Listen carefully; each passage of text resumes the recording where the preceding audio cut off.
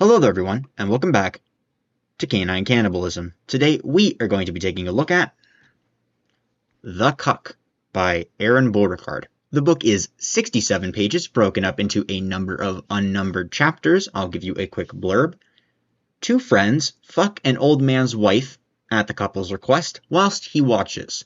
If only they knew what they would be getting themselves into by fulfilling the cuck's strange fantasies. Gonna be doing all the normal shit in this video. I'll be giving you a content sample. I'll be giving you a general review and ratings for the book. We'll be doing a plot summary. And that's it. This is going to be a shorter video because the book is a shorter book. And I don't really have a lot to say about it. I'm going to keep my bitching to a minimum because I didn't like this very much. We're going to get into it.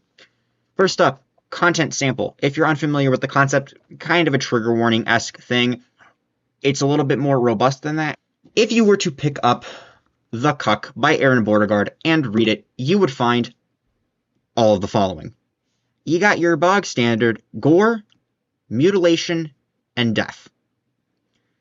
And in this book, that does include genital mutilation and self-harm.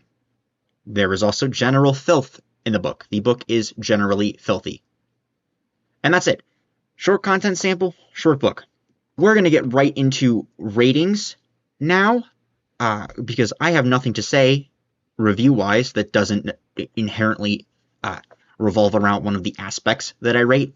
If you are unfamiliar with my rating system, I rate a series of aspects that you could give to a book on a scale from 0 to 10.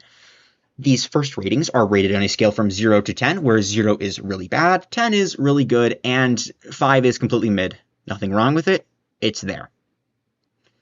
For your plot and plot direction for The Cuck by Aron Beauregard, it's a 4. I'm going to start off with the nice thing I have to say, and then we're going to get into it. I thought the supernatural aspects of the book were unique. They were done well, and they were unique to the story. They were entirely unique, but they were unique enough to the story that I was like, that's kind of cool. The ending of the book was seemingly half-baked expository bullshit, or full of a bunch of seemingly half-baked expository bullshit. It felt rushed, and it was extremely unsatisfying. I'm going to touch on this before I go any farther, because I can already sense some of the responses to that piece of information that I just gave. I cannot necessarily tell you why I found the ending so unsatisfying. I have a couple hints as to why, and I'll touch on them very shortly. But it's not because the ending was a bad ending. Like, not because the ending was poor for the protagonists. It's not because it was a sad ending or a disturbing ending. I've read a lot of books by Beauregard that have a bad ending, an ending that ends poorly for the protagonist. It's not bad in the sense that the book is bad in the sense that everything goes wrong.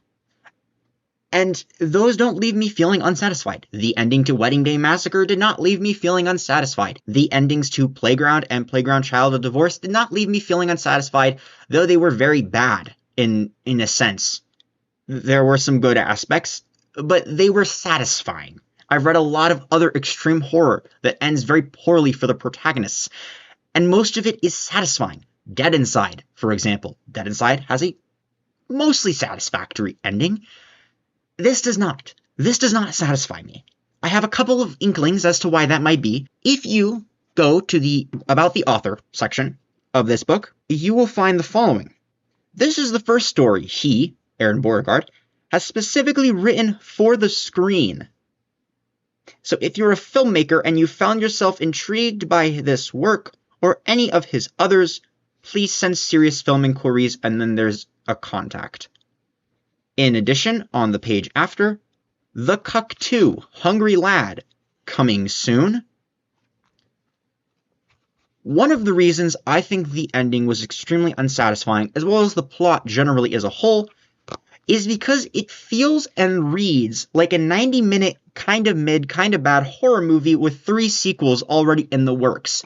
And that made a lot of sense when I read the author's note.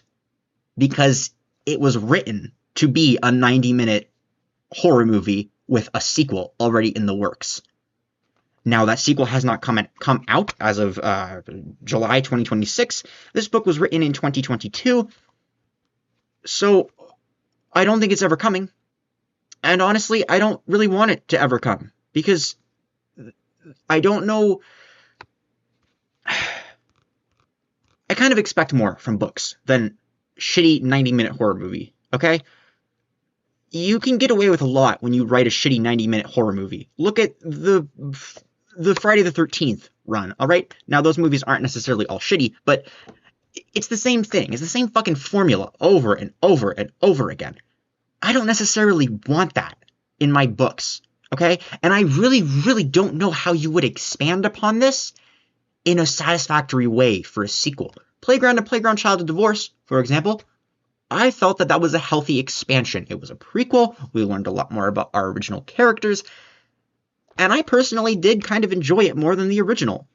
And some of that may have been because the author got better over time, but generally I liked the story a little better.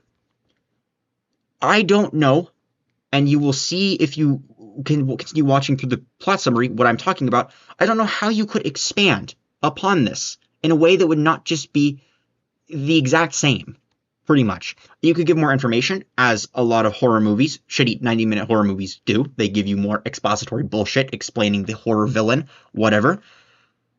I don't know how you could actually make it interesting, because this wasn't very interesting in the first place. And if you're just going to expand upon it and do the exact same story again with new characters, I think it would just fall flat. Kind of like this fell flat, at least for me. That's pretty much it summed up, all right? Your plot's done. Your tone is going to be a 5 out of 10. I didn't really notice the tone in this. It was there, but it wasn't incredible. It wasn't really bad. It wasn't whiplashy. It was fine. Your characters and your character development is going to be a 4 out of 10. The characters were fine. There was one character who was decently developed, and he was the protagonist. And then the deuteragonist is mostly explained as a character. He's not really, we don't really see a lot of his character. We're mostly told about how he acts. And I don't know that that does very much for him, but it's a very short book. I don't know. Your grammar and typos is going to be a 5 out of 10. I didn't notice any typos. I didn't notice any grammatical issues or inconsistencies. It was fine. It was a 5. Your dialogue was also completely fine. 5 out of 10. Your prose is going to be a 3 out of 10. It's more of Beauregard's classical tell, don't show. Here's what is happening now. Here's how it relates to events in the past. Here's what just happened. Re-explaining, reiterative, repetitive. I'll give you a quick example on page 47. This is going to be light spoilers, okay? A character has a bad dream. It's a sex dream, and then the character that he's having sex with, who he wants to have sex with, turns into somebody he doesn't want to be having sex with, okay? And we get the full explanation of that happening. He's horrified, he wakes up, blah, blah, blah, he's still got an erection. The paragraph after talks about how the thought of the person he didn't want to be having sex with surely wasn't the cause of his erection. The perverse parts where the person he did want to be having sex with was having sex with him certainly were the cause of his erection. It was the most incredible dream until the nightmarish reveal. You kind of get what I'm getting at? We just went through the entire series of events. Good dream turned bad dream. He has an erection. We know this. We know that why he has the erection. We know that he doesn't want to be having sex with the person he doesn't want to be having sex with, because that's what we're told. And then the paragraph right after re-explains that he was having sex with someone he didn't want to be having sex with, but the person he wanted to be having sex with, who he was having sex with, caused his erection, and the dream was good until the bad part. Do you see what I'm getting at? You could have cut that entire paragraph. 3 sentences. Okay? In a short book like this, you know how much space you could have saved? You know how much time you could have saved me if you cut every single instance of that? I told you in the last book that I reviewed by him, Wedding Day Massacre, he probably could have cut out 10 pages. Slightly hyperbolic, probably more like 5, maybe 10 if you really went at it with a fucking pair of scissors, but genuinely, why am I even bothering with a 67-page piece of reiterative, just not unsatisfying stuff? Why am I bothering? Why do I bother? Why does any of this matter? Anyway, personal enjoyment, if you can't fucking tell, it's a 0. This one pissed me off, okay? His books in the past have pissed me off a little bit because of the prose, the repetitive nature, and some of them I enjoyed. I enjoyed Wedding Day Massacre, kind of, for the most part. I enjoyed The Slob, kind of, for the most part. I did enjoy Playground, and I did enjoy Playground Childhood Divorce. We don't talk about Son of the Slob. I enjoyed all Smiles Until I Return. I enjoy some of his works. This one pissed me off. It pissed me off. It just did. And I can't fully explain and get across to you why it pissed me off. It was just a combination of everything. I read it in like 2 hours, all right? And you know what? If it had been longer, maybe I wouldn't be so pissed off. But just because it was so short, I just was like, I just wasted 2 hours of my night reading this. And it pissed me off. It pissed me off, all right? And you know what? That's my fucking opinion because that's how I feel in here. Okay? Fuck. These next two numbers are rated on a scale from 0 to 10. They are your disturbing factor and your gross out factor. 0 is not disturbing, not gross. 10 is very disturbing, very gross. For your disturbing factor, The Cuck by Aron Beauregard is a 3 out of 10. It's decently disturbing. It's not the most disturbing thing out there. It's less disturbing than Triano works. It's less disturbing than most of his other work, I would say, for the most part. And there's not a lot of meat, so there's not a lot of time for it to be really disturbing. Like, there's a dead body, and there's a person who gets shot. So, you know.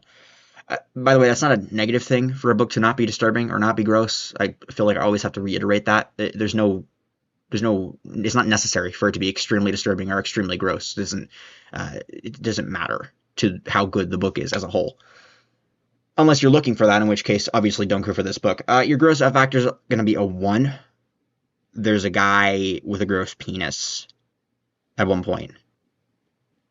And that's pretty gross. And that's it. It's less gross than like 99.9% of extreme horror.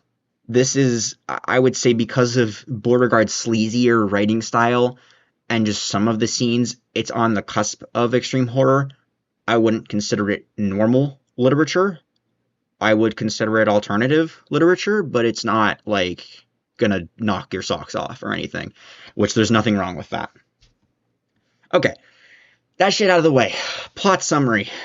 Heavy spoiler warning. Get the fuck out now if you don't want to listen to this shit. I'm gonna spoil to you the major plot points. As always, even though I did not like it, I did not like this one bit. I do not like them, Sam I Am, alright? I didn't. I would highly recommend you go and read this book on your own. Support the author, form your own opinions. I could be wrong, okay? Everything I say is not gospel. I will leave a link in the description to where you can go and buy The Cuck by Aron Beauregard, as I always do. Okay, plot summary, blah, blah, blah. Last chance to get out. Here we go. 2 friends get drunk. They find a back page ad advertising free sex for men who don't mind a bigger woman. They call the number and set up a meetup. They go to the woman's house. Upon arriving, they are greeted by an elderly man who explains that he can't get it up anymore and wants his wife to be happy. He asks them if he can watch. They allow it. They all go upstairs. The woman is wearing a blindfold. The friends take turns fucking her, then leave. The next day, one of the friends hallucinates the cuck while having sex. The cuck then also takes control of him and makes him mutilate his genitals with a lighter.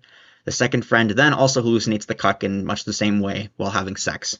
The two, terrified, return to the house with the obese woman, and they find that she doesn't have a husband and that she knows nothing of the cuck. They leave. Our protagonist later masturbates, hallucinates, and comes to nearly having chopped his balls off. He rushes over to the deuteragonist's house and finds him dead in his tub, having lopped off his own dick. The protagonist, lonely and forlorn, realizes that the only way to not meet a similar fate is to not engage in any type of sexual activity. He eventually goes to a meeting for people who are choosing to engage in abstinence. The leader sniffs out what is wrong with him, informs him that he too is haunted by the demon, and explains that whatever it is a form of parasite that follows them for the rest of their life. The book ends. You see what I'm getting at with, like, the setting up of, like, a sequel? The giving you a little bit of information about what the monster is, but not really fully understanding it, and now the protagonist, who's not happy with the situation, is going to have to go and do more research and find out more from the fucking ancient texts, and the old woman in the house with the fireplace crackling, who's going to tell him all about how it's the demonic possessed ghost of her husband who, I don't know, chopped his own dick off in a tragic railroad accident. I have no fucking idea, but you get what I'm saying. It's like fishing, it's sequel bait, kind of. That's it for this video. If you liked it, please like, comment, and subscribe. I read all of my comments. If you comment, I will drop you a like, drop you a heart, and drop you a reply if it's necessary or applicable. As always, my opinions are my opinions and my opinions alone. I feel like it's really necessary to say this when I give a negative review. I did not like this. I would recommend you go and read it to form your own opinions. Maybe I'm wrong. There's a good chance I'm wrong. There's a good chance for a lot of you that you like this and that I'm very, very wrong. Link in the description, as always, to the work where you can go buy it, support the author, all that good shit. That is going to be it. See ya.